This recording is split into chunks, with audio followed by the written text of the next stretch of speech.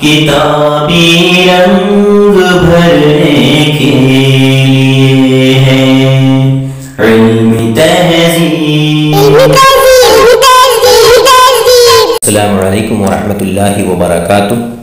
मैं मीम अलिफ शेख मुआविन मुअल्लिम ज़िला परिषद उर्दू प्राइमरी व हाई स्कूल तेर ज़िला उस्मानाबाद।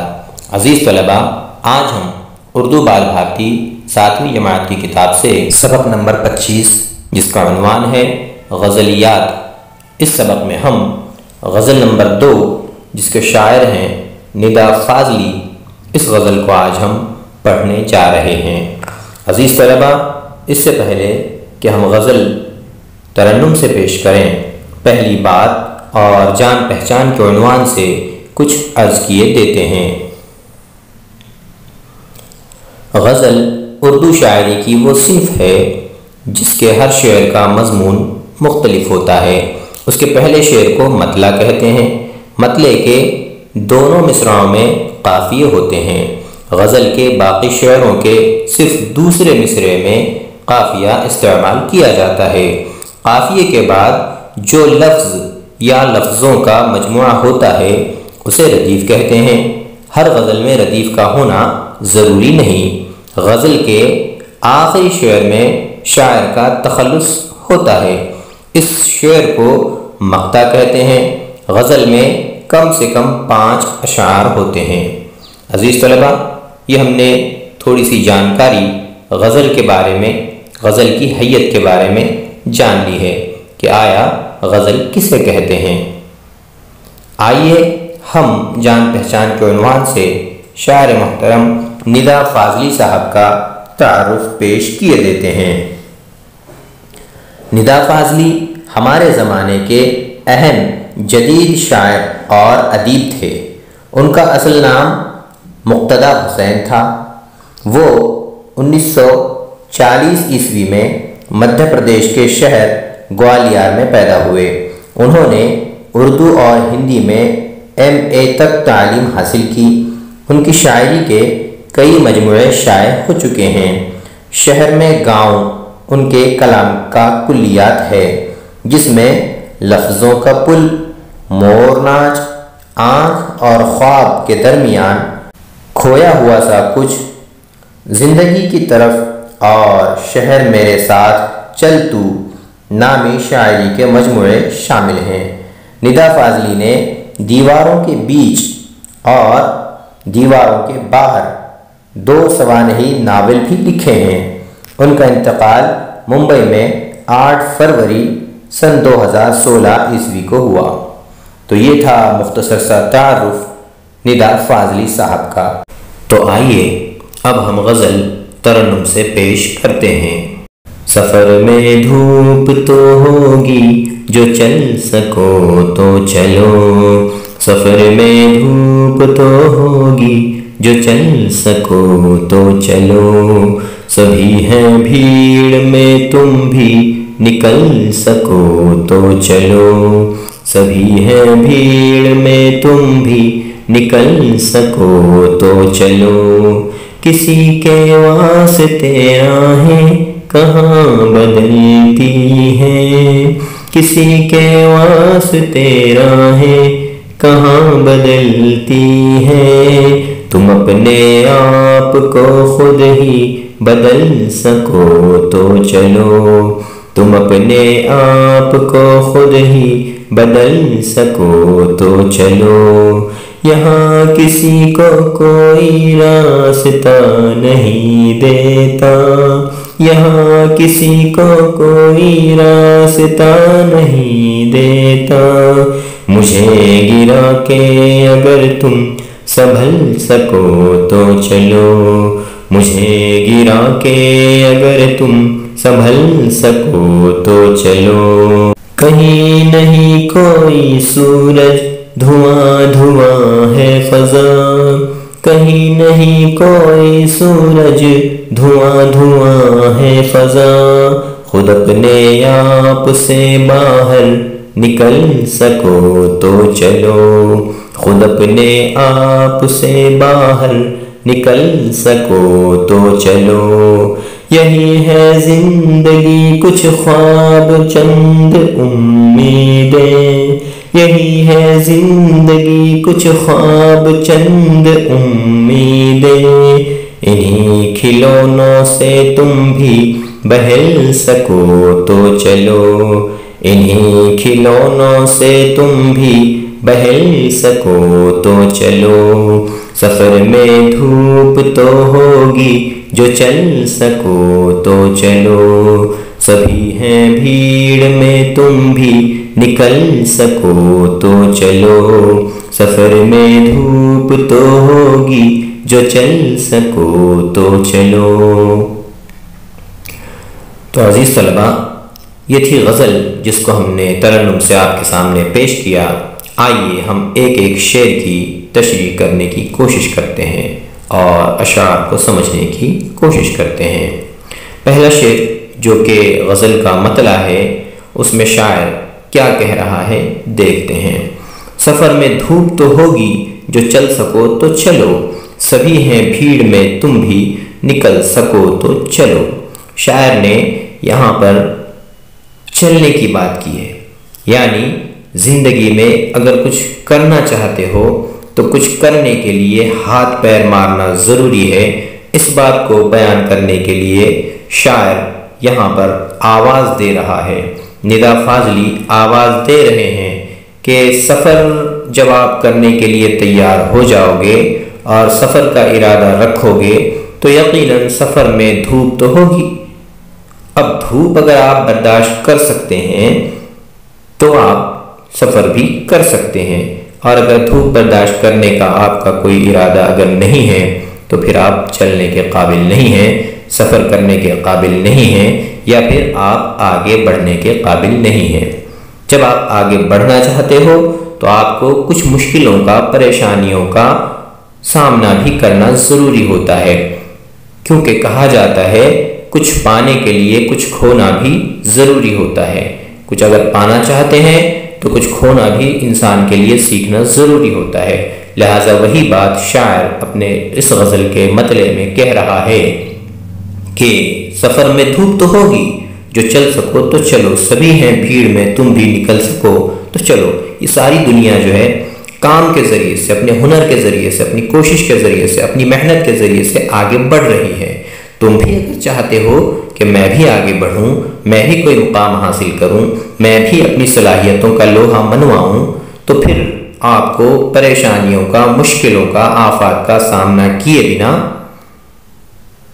یہ سفر کرنا بالکل ناممکن سا ہے۔ لہٰذا آپ کو اپنے آپ کو اس بات کے لیے تیار کرنا ضروری ہو جاتا ہے کہ آپ اگر سفر کرنا چاہتے ہیں تو سفر میں دھوپ، چھاؤں، برسات اور دوسری مصیبتوں کا، مشکلوں کا سامنا ہوگا۔ اس بات کو جو ہے جان لینا بھی ضروری ہوتا ہے۔ جب آپ ان مشکلوں کا سامنا کرنے کی اپنے اندر ہمت رکھتے ہیں تو یقیناً آپ اپنی منزل کو بھی پا سکتے ہیں۔ لہٰذا شاعر کہہ رہا ہے سفر میں دھوپ تو ہوگی جو چل سکو تو چلو، سبھی ہیں بھیڑ میں تم بھی نکل سکو تو چلو۔ اگلا شعر دیکھتے ہیں شاعر کیا کہہ رہا ہے۔ کسی کے واسطے راہیں کہاں بدلتی ہیں، تم اپنے آپ کو خود ہی بدل سکو تو چلو۔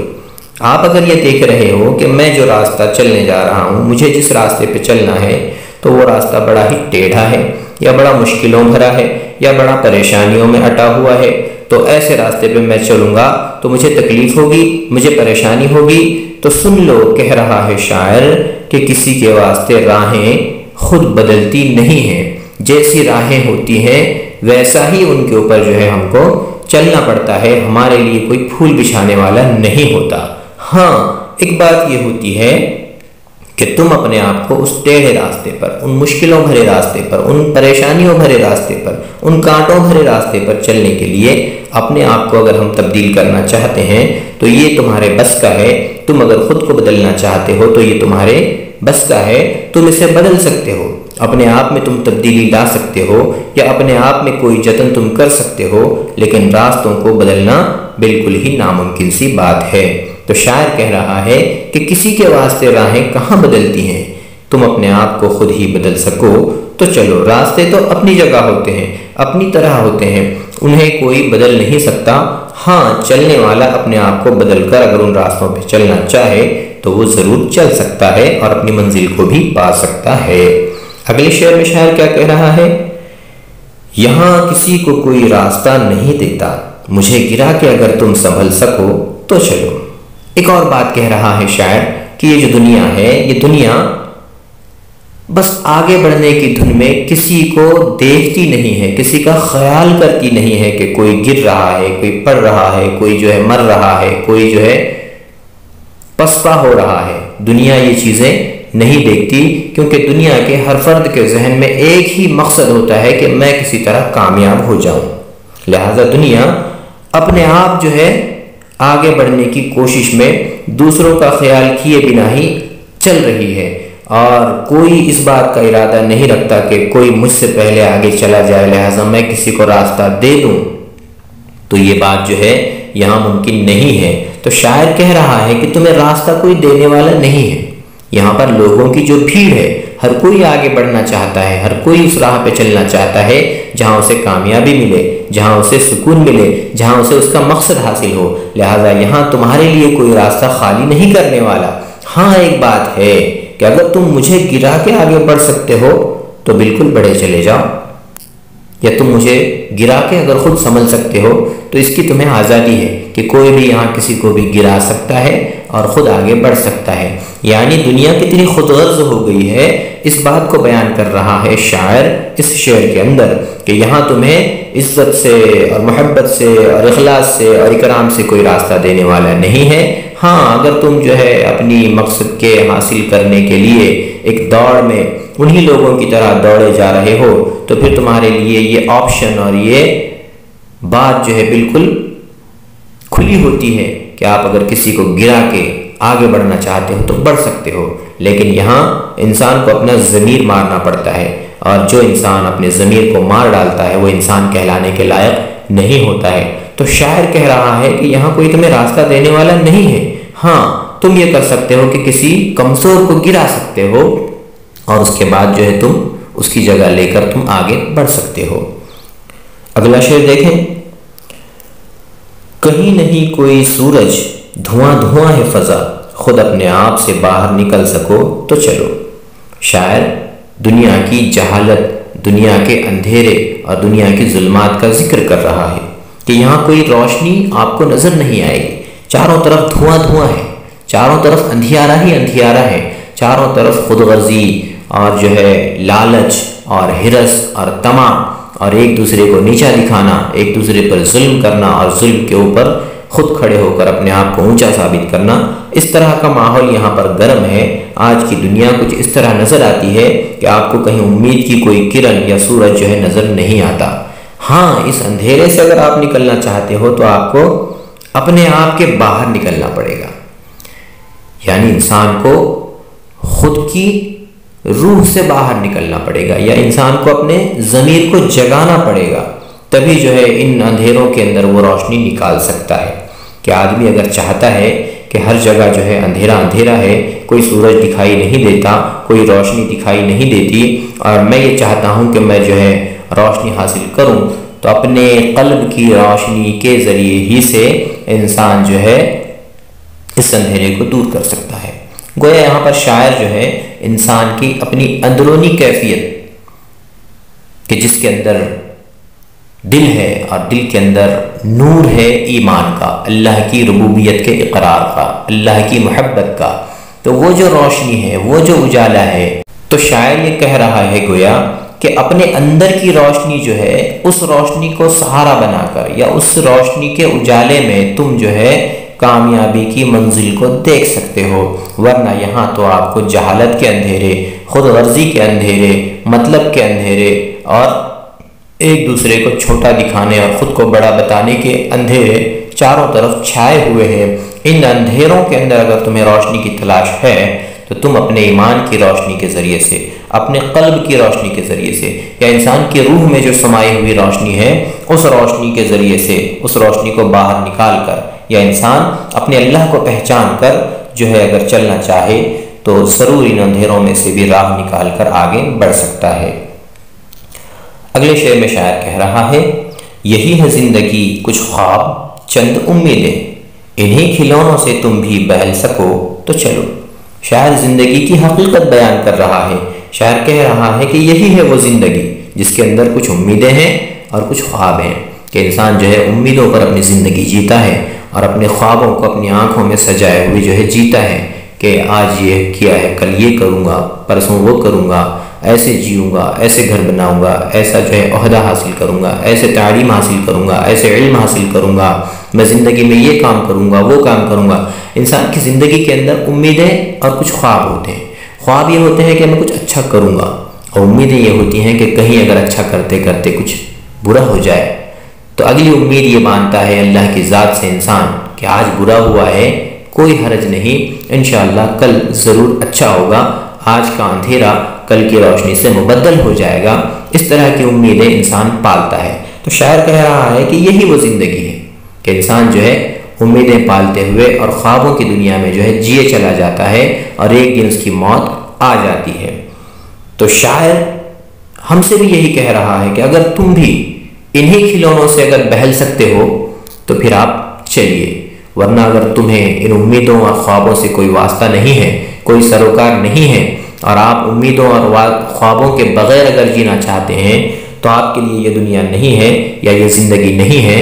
ہاں، امیدوں اور خوابوں کے سائے میں آپ اگر جینا سیکھ جاتے ہیں تو یقیناً یہ زندگی آپ کے لیے ہے، لہٰذا آپ بھی اس زندگی کے سفر میں آگے بڑھ سکتے ہیں، اس زندگی کے سفر کے لیے آپ چل سکتے ہیں۔